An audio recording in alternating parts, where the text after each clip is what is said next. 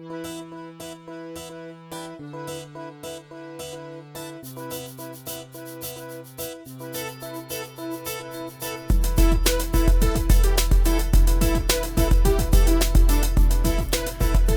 so this is episode 26 of Road to Serfdom's Stream of Consciousness, and I'm going to be talking about corporativism in this episode. And it's something I've been thinking about trying to put together an episode on for a long time. I've been talking about this really since 2016 on my account on Twitter, which incidentally was just deleted. So I have, if you've seen my YouTube channel, I have a public statement demanding that my Twitter account be reinstated, and it has evidence for my usage of the term experimental gene therapy, and we'll see what happens with that. But in the meantime, I have another account on Twitter, which is my Irish traditional radio show, and that's at Corned Beef Curse, and I'll put a link in the YouTube and on Twitter when I post this. So that's my current alt, and unless I can get back my Road to Serfdom account, that's where I'll stay. And so I'm going to do my best to try to rebuild on that account. I only have about 10% of what I had in terms of follower base, so it's going to take some time to actually get out to everybody. I have exactly the same, if not worse, suppression and shadow banning on that account as I did on Road to Serfdom, so it makes it even harder for me to do anything with that account. So I think I've decided I'm going to be spending a lot more time doing these podcasts.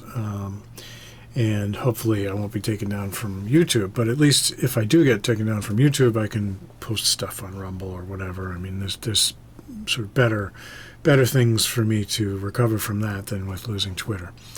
But I'm going to keep doing Twitter, and I'll be doing it on the Corned Beef Curse account. So in corporativism, the main issue that is really a problem is that people do not understand what the definition of these words actually is. And that's because the government has gone out of its way to intentionally obfuscate and misinform everybody about the definitions of these words, or just not mention them at all. But fascism, corporatism, corporativism is the word that I choose, and that's because people aren't familiar with it. If you go and look it up, then you'll find the same. It goes to the same place that fascism and corporatism are in this Britannica article, but you probably wouldn't find this if you typed in fascism or corporatism. And that's because there's so much misinformation out there. But if you go and look at this, I'm going to summarize it for you, but this explains, it's actually pretty good. It tells you some of the history of it, but I'm going to summarize it. So corporativism is an ideology and a government form. It's not a capitalist thing at all. It has nothing to do with capitalism. It actually started as mercantilism. So corporations themselves started under mercantilism. And so the crown of monarchies would actually create a corporation that would act in its interests as a trade organization, and it would use its military to defend it, so that it could prevent anybody from trying to compete with it, which necessarily would mean other monarchies, other states. So mercantilism was about this sort of weaponized government trade. And this is actually where this idea of trade deficits comes from, because that, in a true capitalism where people exchange goods freely and voluntarily with each other, regardless of borders, there's no trade deficit. There's no possibility of a trade deficit because the government is not supposed to be involved in trade at all. So this idea of a trade deficit actually is a throwback to this mercantilist idea that government was involved in trade. It's not supposed to be. So etymologically speaking, the word corporation actually means, the root word is corpus, which means of the body in Latin, and so the body is the state, and so when the state creates a corporation, it creates an organ of the body, and that's why that word is used. When somebody talks about organs of state or corporations being state organs, it's not just an insult. It's actually a direct reference to the actual definition of the corporation. That's what it means. That is actually its function and its purpose. And so mercantilism preceded capitalism. That's what, when we talk about the emergence of capitalism in the 18th century, or late 18th, early 19th century, really, 19th century. So pretty much when we talk about capitalism, we're talking about the 19th century.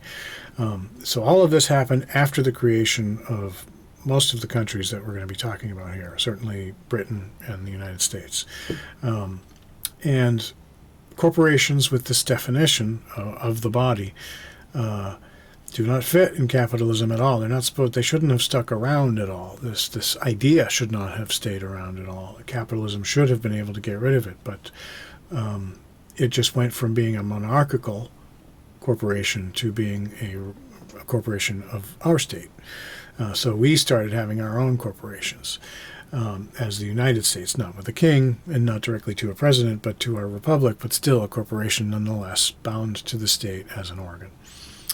And so the history of this, as the capitalism started to become prevalent and states started to lose their power over people because they were actually just individually trading with each other, they started to really freak out. And I'm really talking more about Europe here because this is where most of this history is happening and the things I'm going to refer to happen in.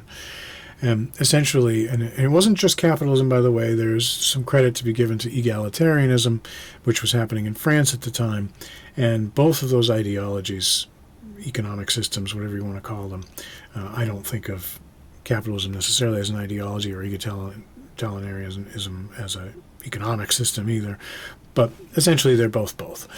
And although they're in conflict with each other, they share this enmity that corporativism had for both. And that's because both talk about systems that don't have a class state. So capitalism and egalitarianism are supposed to be equalitarian. They're supposed to not have classes. You're not supposed to be born into entitled positions where you are granted special favor. And corporativism is all about restoring that birth special favor, restoring classes, restoring the class state. And it was actually one of the synonyms for it was called distributivism or distributism. So let me go through here. The modernized Staatsstaat, the class state, and it's essentially feudal classes that they were trying to bring back. And although they were no longer monarchies, they wanted to sort of keep this thing that they're familiar with and had control over and would keep the people down. And so governments have been using this for a long time, and it's an alternative form of collectivism. It is a form of collectivism to socialism or communism of any form. So National Socialism is a form of communism. It's just limited by the state that it's a member of. So if you think of it this way, in the grand scheme, socialism as a general idea is just sort of collectivism with the sharing of wealth and little or no property rights. And as you gradually become more totalitarian and within socialism, you get eventually to communism, which is global socialism. And in global socialism, you have it lays claim to every inch of the entire planet and says that it's going to use its power to liberate everybody on the planet. It claims the entire world. That's what communism is.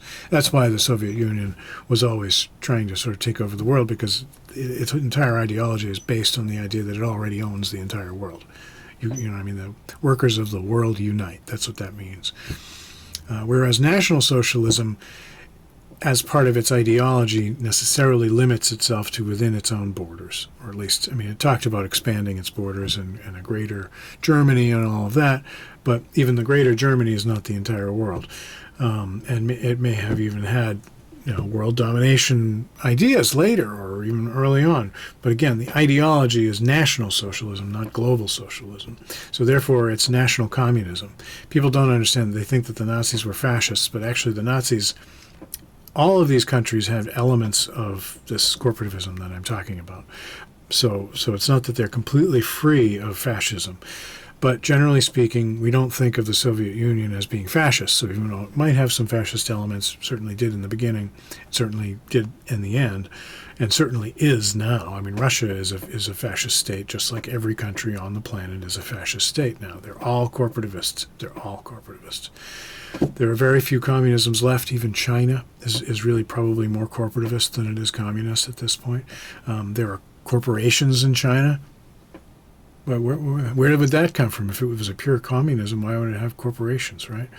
Well, that's because this corporativism ideology gives the appearance of free trade to these organizations that it sets up in the syndicates and their corresponding. I mean, I don't know if there's any unions. I don't think there's any unions in China. So they're missing that component of this particular form that I'm talking about. But like I said, they have these corporations in China, and that's not because China is capitalist. So the National Socialism thing isn't really fascism. It's really national communism. And the only real fascist state was Mussolini's Italy. And it was from the beginning, his whole idea was to sort of tell the syndicalists to join together into one big corporation and operate it that way, but he wasn't able to do that. And so eventually he convinced everybody to have these pairs of syndicates that I was describing, so that you would have a syndicate for the labor and the syndicate for production, and they would organize with other syndicates in other economic sectors, so there would be one for this particular economic sector, one for this one, but you would still be able to control everybody within it, and the state would still control directly each of these corporations and be able to delegate the management to the corporations, which made the state's actual operation a little bit easier. But the state is still absolute. It's still a totalitarianism. It's just delegating some of the functions, right? So that's what we have. We actually have been that for a long time. And it makes it difficult for people to understand because they've been misled to think that we're a capitalism. And while it's true that as much as half of our economy has been small businesses and true capitalists, although heavily interfered with, the interventionism that has happened to the amount of capitalism that we've had has been so severe that it's hard to call it free market. But it certainly wasn't full corporativism. So at least half of our economy up until probably 20 or 30 years ago, certainly 2 years ago, I don't know. Let's just say, for the sake of argument, that our economy was 50% capitalism up to 2.5 to 3 years ago. After that, they were able to completely destroy, the small businesses and individuals, and that forces people to go and work for corporations and to lose their businesses and to lose their independence. And that brought us from 50-50 to what's probably closer to 80-20 now. So we're probably 80% corporativist and 20% free market capitalist. Although, again, the interventionism is so dramatic that it's hard to call it free market. So we're not a capitalism. We haven't been a capitalism. Corporations are not capitalist institutions. In many cases, and there's another clarification I should make, because this is one of the things that bothers people, that is difficult for them to understand and chew, I guess, is that when I say corporations in this sort of state management idea, this government form that I'm describing, I'm not talking about a small business that incorporates, quote unquote, because it wants to get some legal benefit to protect its property rights from legal suits.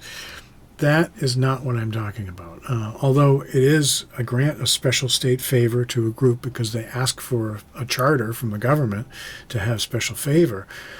So in many cases, in many ways, it is certainly anti-capitalist, but it's not corporativist in this greater sense that I'm describing, which is the real threat, which is this idea that the government will control the behavior of everybody in a totalitarian way through its corporate organs. And it does that by granting them monopoly powers over entire economic sectors. So obviously some small company with 14, 50, 100 people in it, it becomes a corporation because they want to protect themselves from people suing them for having coffee that's too hot. That does not automatically make them a part of the totalitarian state, but it does make them susceptible to any orders the state might give them, because if they lose their charter, they lose a lot of stuff that they value highly. But generally speaking, those smaller businesses are still operating as businesses, too. This is another clarification. Small businesses have to make money in order to survive. If they don't make money, they can't pay their bills and they go out of business. So it still is a capitalism, at least, in that sense. It might be easier to fail because the government intervention is so dramatic and terrible that you're just even less likely to survive than you would in a normal capitalism. But at least you can go out of business, because that's an important qualification. You have to be able to go out of business in a capitalism. But these larger corporations that are granted these charters simply aren't allowed to go out of business. And if they are ever put out of business, it's because the government decides you're no longer in business and we're going to take your charter and we're going to assign it to this other company, and they're going to do all the things that we used to tell you to do, but you didn't do it right, or your name has been dragged through the dirt because the public caught you doing something we told you to do. You know what I mean? Like if a corporation is told to do something terrible and then it goes and does it because it has to, or it'll lose its charter, and then the public finds out and they say, oh my God, this something Inc., they just did this terrible thing. And so the government will put them in front of Congress, and have a sort of a show trial with usually just one guy comes in, who's a representative of the corporation, and he's just supposed to bend over and take the caning. And then usually he doesn't get arrested. The corporation doesn't get seized, really. I mean, they might get billed something. Maybe they get a fine.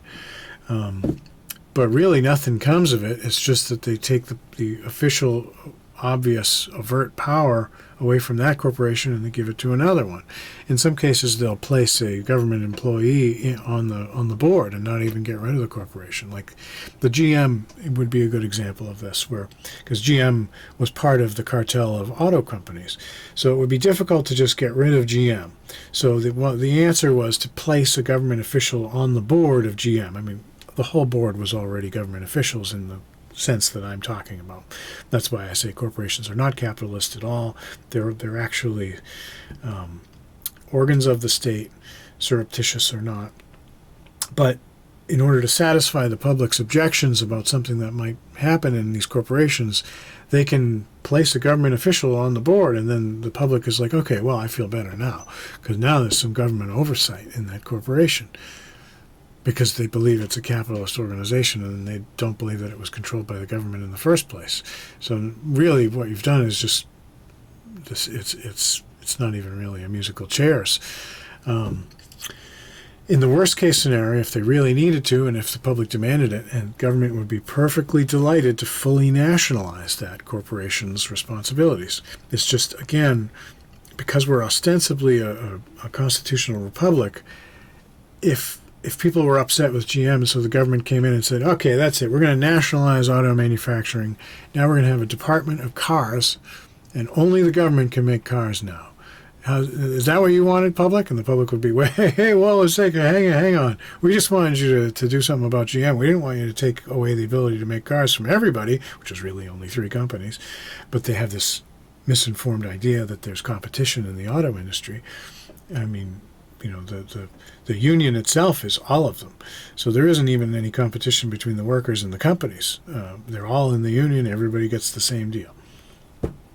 So, but if the government wanted to, the government wants to, if the public wanted them to, the government could nationalize completely any business at all, and it wouldn't really change much in terms of operation. It would just change things in perception of the public. So that's what we are. We're a corporativism, not a capitalism. And like I say, at least up until a few years ago, we were half corporativism. Half of everything we did was directly government run in this corporativist arrangement. And the other half was these terrible private property owners who ran businesses and served customers' needs. And then capitalism is so efficient that you can get rid of half the people in your country, remove them completely from the equation, and half the people can take care of everybody's necessities. Then that's what's happened. That's what happened. Because corporations, generally speaking, do not make a profit. They can't really make a profit. They're bureaucracies. This is another thing people don't really understand. Like, because they are governments, they're virtual government departments, they're going to operate like government departments. This is why corporations are all bureaucracies.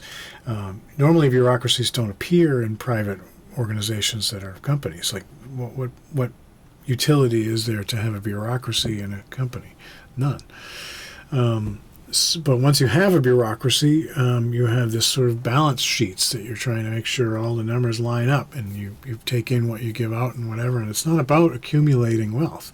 It's not about improving procedures or making parts of your production process cheaper. All these things are verboten in a bureaucracy. It's like, and this is why the way that I discovered this. Maybe I should introduce this here now. I wrote databases for very large corporations, and I had done one particularly impressive database that was an global advertising builder for the major office supply company that made them tens of millions of dollars extra every month because my automation did what all these people that used to do it manually did, and it was such a dramatic improvement in production that it screwed everything up, and everyone was upset. And when I tried to go and get more work at other companies, thinking to myself, well, they paid me $250,000 to do this database. I did it, and by the way, when I took this job, it took 2 or 3 years for me to actually get this job in the first place, because I don't know why it took me that long to get the jobs, because they just kept posting it as an internal thing. We want a full-time internal database guy, and I'd say, that's not how I do it. I'm a contractor. You tell me what you need done, I'll do it, and then you pay me this much. And they finally did it after several years, and everybody said it couldn't be done, this thing that they wanted me to do, which was automating the InDesign. This was around the time of XML and InDesign, and so they said, we need this automated. I said, I can do it. And then I started calling around and asking InDesign, Adobe and all these companies about what the best way to go about this would be. And they all said, no, it can't be done. We tried, and it's impossible. I said, what are you talking about? It's impossible. It's a software. Nothing is impossible in software. And so I had to do this all myself. So when I took the job, I said I could do it. I actually didn't know that I could do it. But I've never run into any software problem I couldn't overcome. And sure enough, within 2 weeks, I had an operational demo doing what everybody told me was totally impossible. Part-time, off-site. So to give you an idea here, I'm not sure if that itself scared the shit out of everybody and they were just expecting everything to be status quo, and my upsetting of it, if that was the reason why they were upset with me or what. But ultimately, I was allowed to finish it, I was allowed to deploy it, and they did use it. And they admitted to a 300% efficiency increase on paper. My estimate was 1,000%. So literally hundreds of millions of dollars were saved, and their production capacity was dramatically improved. And I was thinking that I could just go and take this experience and go to maybe a different industry, if not a direct competitor to them, and sell the general idea. Maybe I could go to Home Depot or Lowe's or whatever. They all have the same basic layout of their advertising, so I just go to them, and I could not get any work ever again after that, and nobody ever told me why, and I just couldn't figure out what the hell was going on, why this would be the case, until I started to add things up, and I started looking into economics, and I finally realized it's because they're not capitalist institutions. They are not interested in making money. Their task is to manage the economic sector to which they've been assigned. And these are companies that are big enough to actually totally control an entire economic sector. So me coming in and doing that kind of a change actually caused hundreds of people to lose their jobs. And that's enough in an industry like that to cause maybe thousands of people to lose their jobs. So that's a major upset, and the maintaining of those jobs is actually the job of the corporation. So, and if you're a worker in that position of those jobs in a corporation like that, you probably like the corporation and hate me because I'm the guy who came in and did the thing that made you lose your job. But looking at this from a capitalist perspective, if you were customer of this company, and all of a sudden I made it so that they could lower the price of everything by 50%. I mean, they could have done that. I mean, certainly could have lowered it by 20% if there was as much overhead as I think there was for the advertising costs and what I was actually allowed to do for them. They could have done that. So if they were a competitive capitalist organization, they could have done that. Then the question is, what do you value more? These hundreds of employees' jobs, which was essentially a menial task of copying data from one thing to another, pasting it in, maybe making some mistakes. There was no art involved in it. They weren't learning anything. They weren't improving anything, and they were getting older. So actually, in my mind, I know this is a justification, because I did make this as just not even as a capitalist, but just this was my justification when I was doing it, because it was not lost on me what was happening. It's kind of like when I did Macy's down in New York City, and I didn't do as big a job for them, but I did some small things, and some other companies. I've had situations where I come into a room and there's a group of people and they're all resizing. One example is that people resizing photos. It's like you have 30 people in a room resizing photos all day long. That's what you're paying these people to do. That is not a skill that is saleable. I mean, you're paying them to do it, but that is literally chipping away at a rock with a pick. They're not getting any younger, and they're not learning anything doing this. It must be horribly boring and soul-crushing to do this useless work. I can write a script that will do this overnight for all of this, and we don't have to have these people do this. So isn't it better to not have a whole bunch of people in the mines picking away at rocks if I can make an excavator that'll go down and do it for much cheaper and better?